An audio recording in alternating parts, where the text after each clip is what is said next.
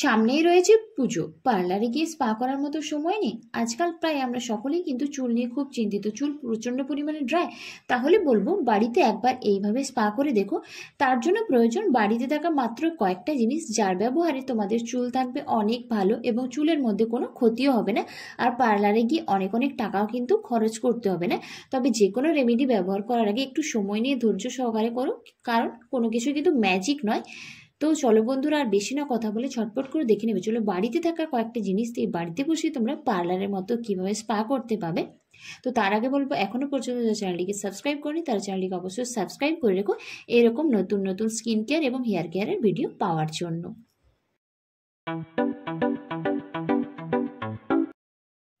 এই রেমেডিটা বানানোর জন্য তোমাদের নিতে হবে অ্যালোভেরা জেল। তোমরা চাইলে গাছের টাটকা অ্যালোভেরা জেলটাও নিতে পারো। তার সঙ্গে নিতে হবে ভিটামিন ই ক্যাপসুল। আর আমি এখানে নিচ্ছি সর্ষের তেল।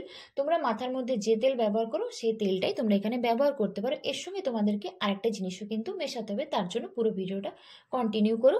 সবার প্রথমে আমি এখানে 2 চামচ মতো অ্যালোভেরা জেল নিয়েছি। তার সঙ্গে আমি এখানে 1 চামচ মতো সর্ষের তেল মিশিয়ে নেব খুব ভালোভাবে। তোমাদের চুলের পরিমাণ যদি বেশি হয়ে থাকে সেক্ষেত্রে তোমরা অ্যালোভেরার পরিমাণটাকেও বাড়িয়ে দিও, আর তেলের পরিমাণটাকেও তোমরা বাড়িয়ে দিও। তারপর অ্যালোভেরা জেল আর সর্ষের তেলটাকে আমি এখানে খুব ভালোভাবে মিশিয়ে একটা ক্রিমের মতো তৈরি করে নিচ্ছি। এরপর তোমাদেরকে এখানে প্রয়োজন একটা গোটা পেঁয়াজ। পেঁয়াজের রসের মধ্যে রয়েছে সালফার, যা আমাদের মাথার মধ্যে নতুন চুল গজাতে সাহায্য করে। তো পেঁয়াজটাকে আমি খুব ভালোভাবে গ্রেট করে নিয়ে সেটার থেকে আমি রসটাকে এখানে ছেঁকে বের করে নিচ্ছি। মনে আছে আমরা ছোটবেলায় রেগুলার মাথার মধ্যে তেল দিতাম, তো তখন কিন্তু আমাদের চুলের মধ্যে এত সমস্যা ছিল না, চুল পড়ার সমস্যাও কিন্তু ছিল না। তো আমাদের মাথার মধ্যে তেল ম্যাসাজ করা কিন্তু খুব জরুরি। তারপর আমি এর সঙ্গে মেশাচ্ছি একটা ভিটামিন ই ক্যাপসুল। এখানেও বলবো তোমাদের চুলের পরিমাণ যদি বেশি থাকে তো সেক্ষেত্রে তোমরা 2টা ভিটামিন ই ক্যাপসুল মিশিয়ে নাও। এরপর আমি এই কটা মিশ্রণকে খুব ভালোভাবে মিশিয়ে নিচ্ছি। এরপর আমি এখানে এর সঙ্গে মেশাচ্ছি পেঁয়াজের রস, যে পেঁয়াজের রসটা আমি আগের থেকে রেডি করে রেখেছিলাম। তো তারপর এই পেঁয়াজের রসটা দিয়ে আমি সবকটা মিশ্রণকে খুব ভালোভাবে মিশিয়ে নিচ্ছি।